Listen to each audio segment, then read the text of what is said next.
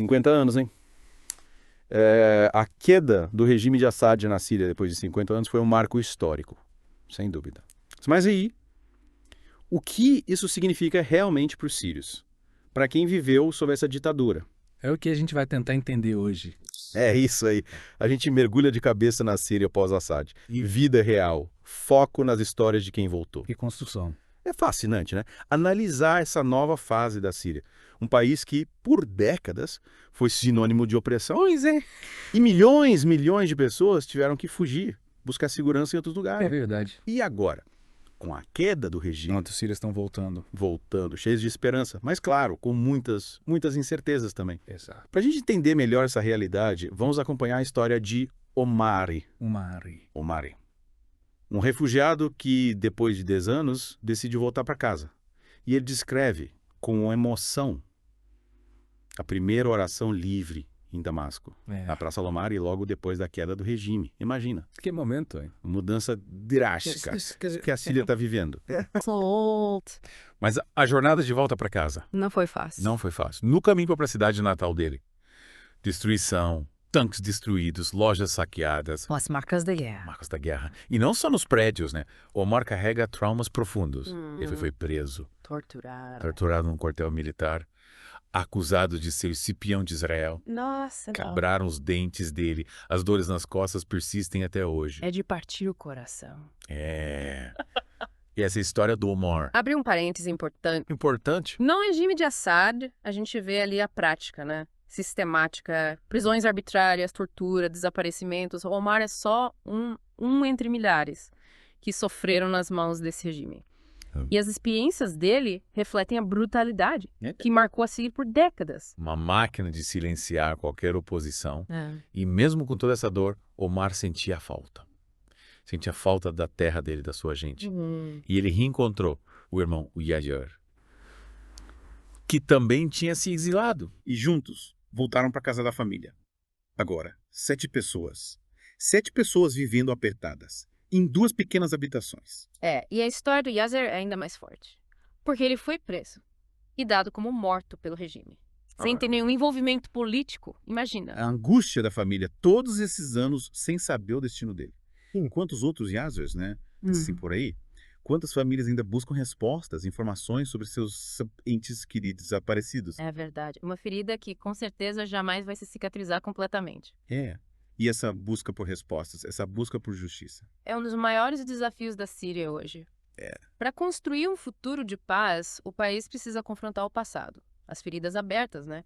E o destino dos desaparecidos é uma delas. E falando em feridas abertas, a gente precisa falar da prisão de Saidinaya, nos arredores de Damasco.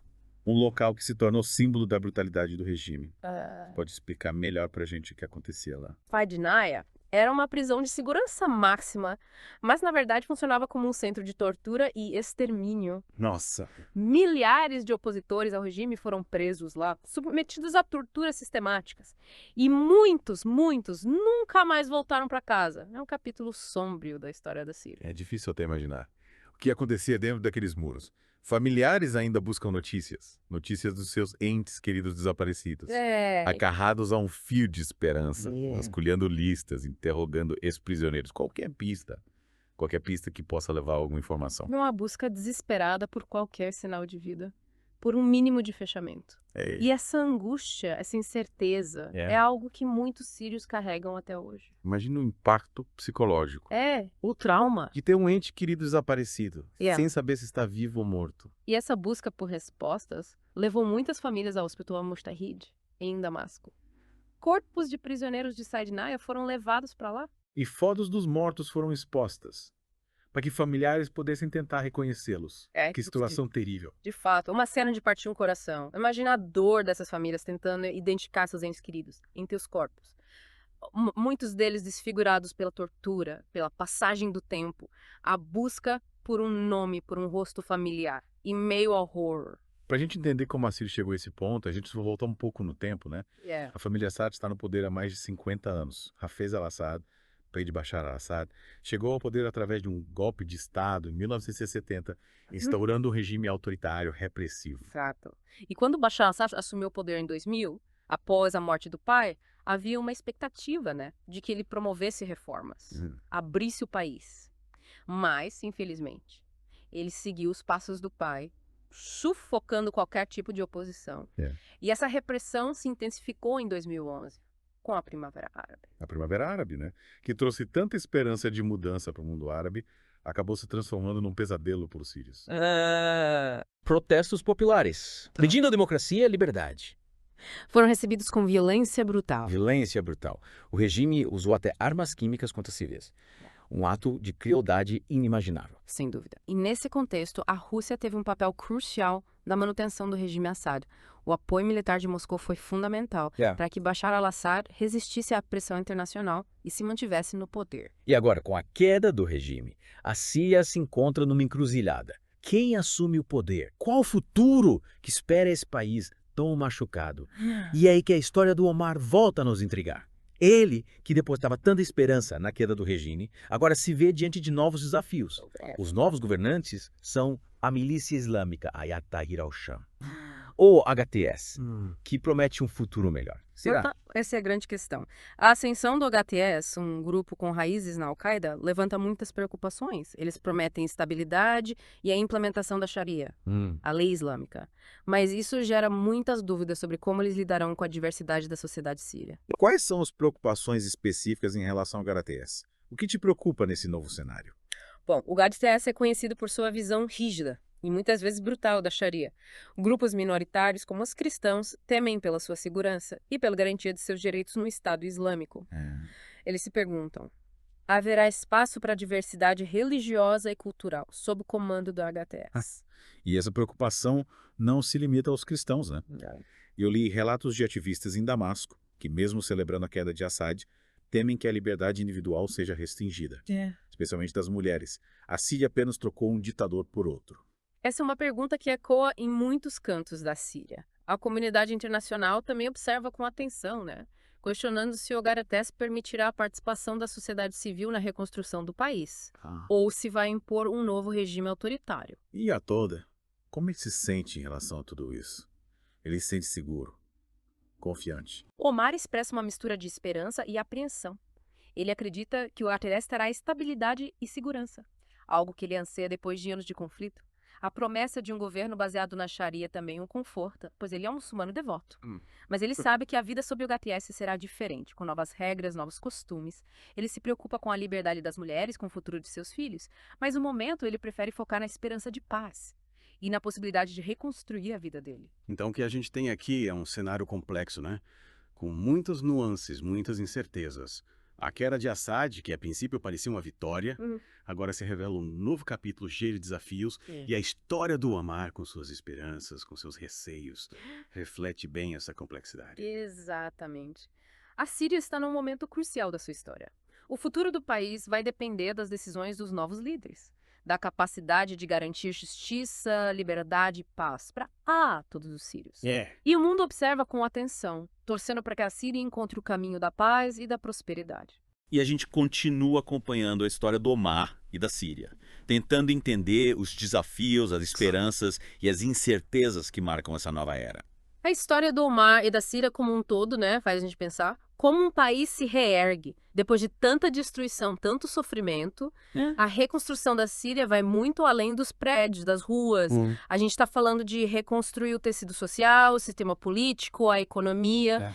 E, acima de tudo, a esperança de um futuro melhor. E como a comunidade internacional pode contribuir nesse processo? Qual o papel do mundo nessa reconstrução? É fundamental o papel da comunidade internacional. Garantir ajuda humanitária, em primeiro lugar.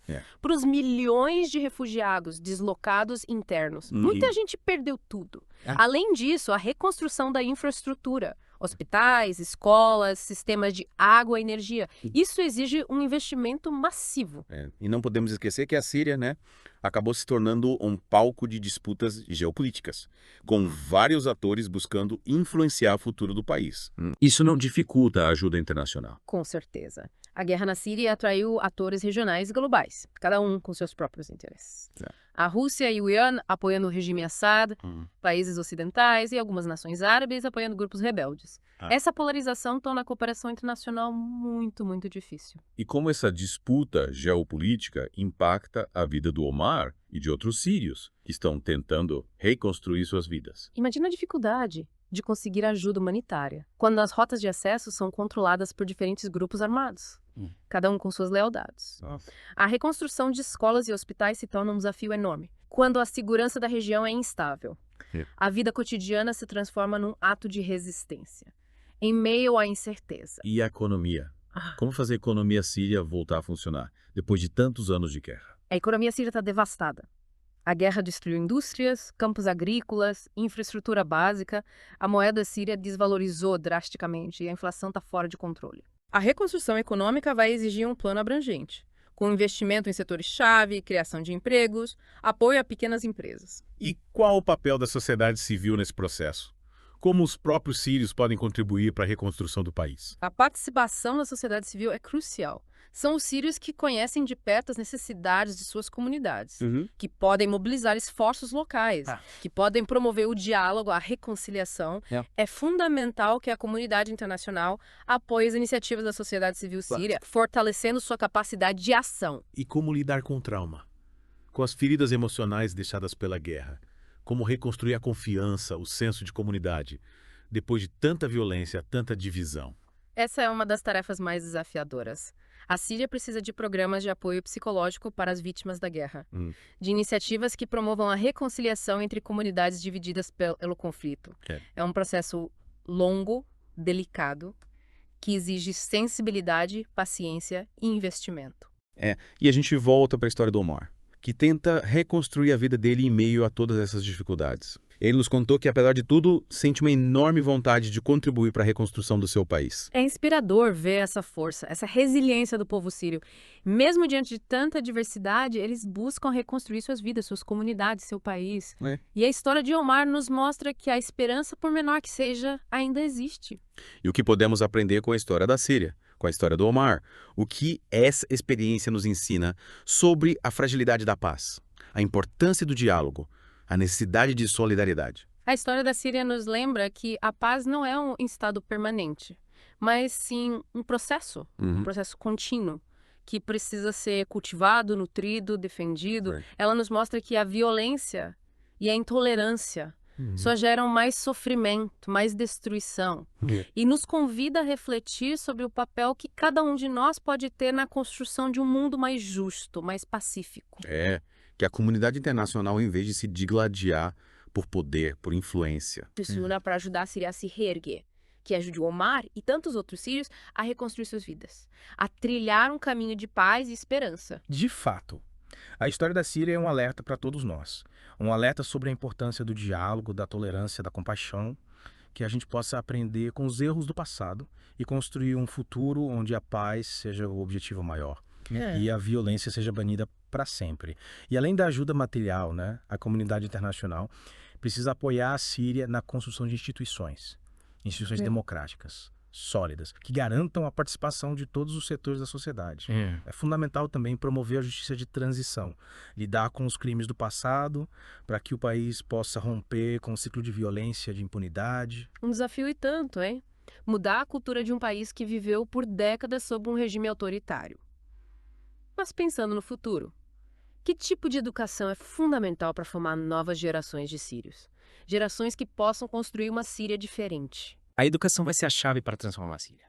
É preciso investir num sistema educacional que promova o pensamento crítico, o respeito à diversidade, a cultura de paz, o diálogo. Uma educação que prepare os jovens para serem cidadãos ativos, capazes de participar da construção de uma sociedade mais justa, mais democrática. Que papel a cultura, a arte podem ter nesse processo de reconstrução? Penso na música, no teatro, no cinema. Como ferramentas para processar o trauma, promover a reconciliação, contar as histórias da Síria. A arte tem um poder incrível de cura, de transformação. Através da música, da pintura, da poesia, os sírios podem expressar suas dores, suas esperanças, suas visões de futuro. A arte pode ser um espaço de encontro, de diálogo, de reconstrução da identidade nacional. E que a comunidade internacional apoie essas iniciativas, né? Que ajude a Síria a reconstruir não apenas prédios, pontes, mas também as almas dos corações, a esperança de um futuro melhor. Sem dúvida. A reconstrução da Síria é uma tarefa complexa, que exige um esforço conjunto de todos os atores. O governo, a sociedade civil, a comunidade internacional. É um processo de longo prazo. Requer paciência, sensibilidade e, acima de tudo, um compromisso com a paz, com a justiça. É isso. E a gente torce para que a Síria, com a força, com a resiliência do seu povo, consiga trilhar esse caminho, que a história de sofrimento, de perda, se transforme num futuro de paz, liberdade e prosperidade. Que Omar, seus filhos e todos os sírios possam finalmente viver com dignidade, com esperança. A história da Síria nos inspira a todos. Que nos lembre da importância do diálogo, da tolerância, da compaixão. Que nos mostre que a paz é um bem precioso, que precisa ser conquistado e cultivado a cada dia. E que juntos a gente possa construir um mundo onde a guerra seja apenas uma lembrança distante. Um capítulo triste da história da humanidade. É isso aí. Por hoje é só, pessoal. Espero que essa imersão na Síria pós-Assad tenha trazido reflexões importantes. Que a gente possa levar conosco a história do Omar, a força do povo sírio e a esperança de um futuro melhor para todos. Até a próxima!